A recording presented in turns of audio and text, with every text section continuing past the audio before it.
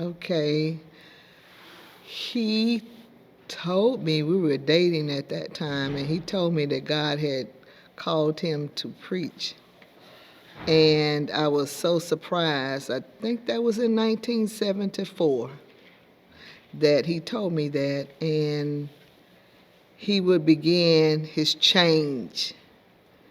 And it would be the next year in 1975 that he and I would get married. So it was before the marriage. Yes. Oh, okay. Actually, we've been married 49 years, and 50 years of marriage for us will be next year. Okay. What was it like in the beginning? When in ministry with him, like what was it like when it was like, okay, this is our first stop, first church, pastoring. What was it like? Well, I like to go back to our home church because that was where he preached this initial and what they call a trial at that time sermon. And he preached about move Uzziah. And I wasn't able to attend that ceremony. However, I seem to have gotten the word about it. From the time he was a young teenager, he often was directing the choir. He was often helping the pastor, what they call today an armor bearer. He would go with him to all the different sessions, and by the time he would get into ministry, it was not surprising because he had often sat at the feet of many ministers, going to those sessions, what today they call unions and things of that nature. And so his first church and pastoring, I remember he was 20, I think 20 years old, maybe 20, no. He had to be about 21 or 22. But being a minister wife to me, I sought out ways to how you're supposed to act, how you're supposed to dress, and all of that. I thought that was what it took to be a minister's wife. 50 years later, I could tell you a different story. It will take a whole lot more than hats and a suit or a dress. What was your first impressions like when you first heard him preach? When you first heard him preach for the first time, what was your first impressions? That he could preach. He always could teach. He was like a Sunday school teacher. In the years back then, they had Sunday school at night, and they invited guest teachers to come in, and he was always invited. People always wanted to hear him sing. He always sung. He always danced. He learned to dance. He danced in the spirit from a young guy. When I met him, he was dancing. Probably that knee at times is what keeps him from dancing now. But he always believed in praising God. He was different. I had to grow in it, but he was different. It was in him. His praise was in him. The authority to teach was in him. The authority to sing under the anointing, it was in him. And then so preaching to me came easy for him. How has things changed over the years that you've noticed, watching him in ministry and going through decade after decade? What would you say it's been kind of like, okay, there's so many things have changed now, like how has he been adjusting? How would you say? I felt like every church he went to helped him and taught him and prepared him for the next church. I could only sit now back and see that path, as each church was unique in what he learned from them, and I find that it helped him and he began to grow. Initially, with that church, it was New Mount Sinai Church, and I remember how that was startup. It was sort of like a startup ministry, and he worked at it with all his heart. I mean, he gave it everything he had. Our automobile, we bought a bus to transport the people instead of a car. And he put a lot of his own money into the church. I did too. He wasn't paid. At that time, I never did even think about that. It was just a blessing. Him starting the church, actually our first church, our home church, that church it dissolved. Our pastor died and the people just went and left. And one day he got this phone call, said, hey, what about we start up another church? And that's how it started. So that would become what today is, was the first church that he pastored. From that church, he started without any direction other than what we learned from pastor preaching, teaching. That was it. But the next church that he would go to and would teach him, from that church he went down to Mississippi. There was a church there, Bryan's Chapel Church. And it was a long ride. And it was like a 2-hour drive to church every other Sunday, 2 Sunday church. And so during that time, the church that was previously started in Memphis was still going on. And it was a storefront. But in the storefront was a lot of love, a lot of praise, maybe a handful of people, maybe a handful of children, 2 deacons as I recall, but they were happy. And so there was another preacher that would come along and help carry on services with that church as he went on to Mississippi, a little place called Bruce, Mississippi. And it would be in that place that we would begin to learn about air conditioning. They had no air. And I recall a funny incident where we went to visit a larger church and the air conditioning was on. It felt so good.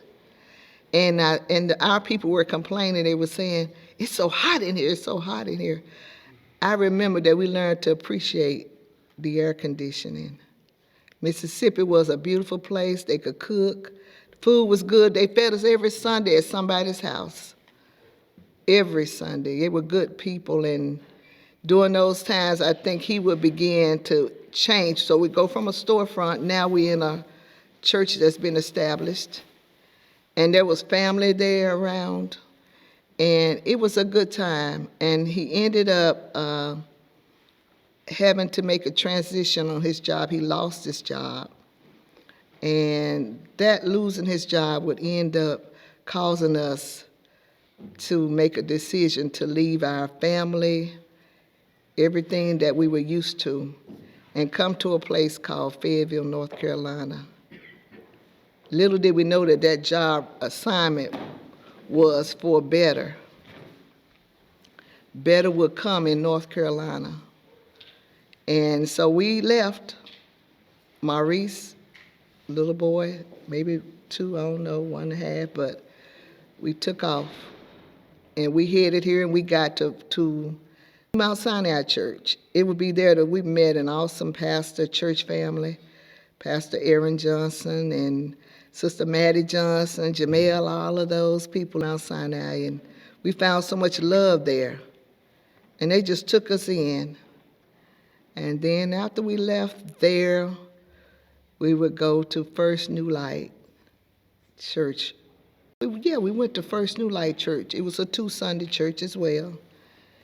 And I learned, a lady told me one day, she said to me, I'm trying to think of her last name. I've gotten old myself, but she said to me, she said, honey, gotta fatten you out. Y'all gotta fatten up. You're too skinny.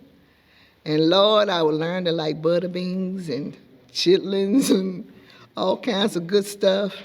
Everything I didn't eat, I started liking. They started teaching me about putting up vegetables and freezing, and I learned a lot from that church. But what was in that church too was the Holy Spirit of God. The power was there. It was awesome, awesome. Campbell was growing stronger and stronger. And then he went to Fall and Run 2 Sundays. It would be at Fall and Run that he would learn about the finances of the church, the structure of the church, the different things that need to happen behind scenes.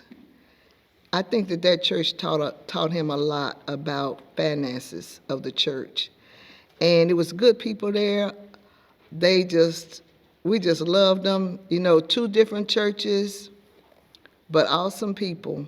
There again, eating from house to house. You can't say that we were funny about eating, because they had a list, and we ate from everybody's table that went on that list. And so I remember those good times, good grains, in case they're in here and they see it. Good food, good chitlins. But anyway, we would later leave there, and Paul and Ron decided to go stationary 4 Sundays. First time, 4 Sunday church. First time Campbell is no longer in a 2 Sunday church with 2 ministries. So now Fall and Run is full time, and we're there. Now, going to Fall and Run, he was shocked to be selected to go there, but strangely enough, God worked it out for him to go there. And getting to Fall and Run and staying there for many, many years, the people were always nice to me. I never could say anything bad about them. That's the truth. The sermon today said 100%, 100%.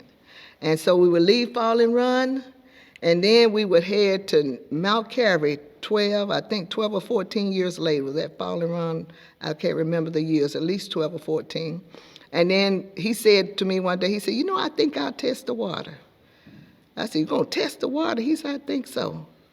He said, Mount Calvary is vacant. I think I'll test the water. And sure enough, we ended up, God sent us there to Mount Calvary. Sometimes I think about this journey like follow the yellow brick road. I think about that as following the road that Christ lays out for you. Follow his road. You'll never get lost. And so we would go to Mount Calvary, be there for 14 years. The power of God was high. It was our first introduction to women in the pulpit. Free to play drums, free to praise. Life was changing. By now, I'm thinking it's probably in the 80s or 90s. Trying to remember all of those years. But then we would get to Mount Calvary, and we would be there. And there again, they were good to us, always have been. We don't have nothing bad to say about them. If I see them today, I still love them. All of them, every church. Then y'all would know the next story. We were in Memphis, Tennessee, and it was oddly enough, somebody was calling him, saying something about him being here in North Carolina. I said, no, we're not in North Carolina. We're here in Fayetteville. And they told us about the church being vacant. Told him, not me. I guess us, because I was being nosy and listening. And the rest would become Refuge Community Church. And this would be the assignment that God allowed to happen. The reason that I know he assigned us here, I was laying in my yellow bedroom in Memphis, Tennessee, when I said, Lord, if we're supposed to go, I said, give us a sign. I need a sign too. And so I was laying in that bedroom, and God spoke to me. He says, I send you back to fertile ground. I got up, I ran into there where Campbell was sitting. I said, Campbell, the Lord spoke. He sends us back to fertile ground. Okay, because Campbell was already saying we were going. I was already saying, what? Going back? But before we came back, I had a brother that Campbell was able to minister with, if I might go to him. And he got off of drugs, and he got delivered. He got set free in just that 2-year period. And he would later come to the church where we were, and he would join, because Campbell went back to the church he organized, trying to help them when he retired. I may have not said that. But anyway, during that retirement, he was still soul winning, still soul changing, still believing that God could change people from drugs and alcohol. And so we find ourselves in Refuge Community Church, a place where I walked in here and it was white walls, and I looked up in the ceiling, it was cracks. And they had prophesied and said, oh, you're going to a church, a big church. And I looked up, I said, was this it, Lord? But this man stood up and he says, welcome to this place of fertile ground. That was Reverend Tony Baldwin, I think. I said, what did he say? And my spirit jumped up off of the seat. in my mind, I was still sitting. And I thought, okay, God, if this is the place, they will select him. But in my heart, I already knew what God had said to me, because when he said the word fertile, I looked it up. I mean, I wanted to make sure, was it ground, grass, growing? What was it? So this is a church that's appointed to grow. It's fertile. If God calls you fertile, if he calls a church fertile, it's appointed to grow. It just is. He's going to bring the increase. Financially, physically, God's going to spiritually. Yeah, so I saw Tommy Wayne Campbell go from the very beginning. Has he had ups and downs? Yes, many times. Almost leveled to the ground. Almost things happened that almost leveled me. But through it all, boy, we got stronger in God. We got stronger in faith. Through it all, we learned that God can take you from nowhere to greater. I consider this to be greater in Tommy Campbell's life. We called him, his family calls him Chick Wayne. It was his nickname, Chicken Wayne, because he liked chicken wings. He still does. But I would say in this 50 years, truly God has led him. Many souls, I've seen so many souls saved. I've seen people changed. I've seen people rededicate their lives. I've seen weddings. I've seen marriages. And I've seen funerals and funerals. But through it all, I've seen him up. I've seen him down. I've seen him sick. I've seen him in health. Even now, the struggles, he goes through every struggle. Almost like a leaping, for some reason I see a runner leaping over life's hurdles. 50 years. If one thing Tommy Campbell knows, and I'm doing this video, he knows God did it. Nothing of his own. Nothing, I believe in learning and all of that. All of that's fine. But God, the calling from God is greater than any paper that'll ever get written for you.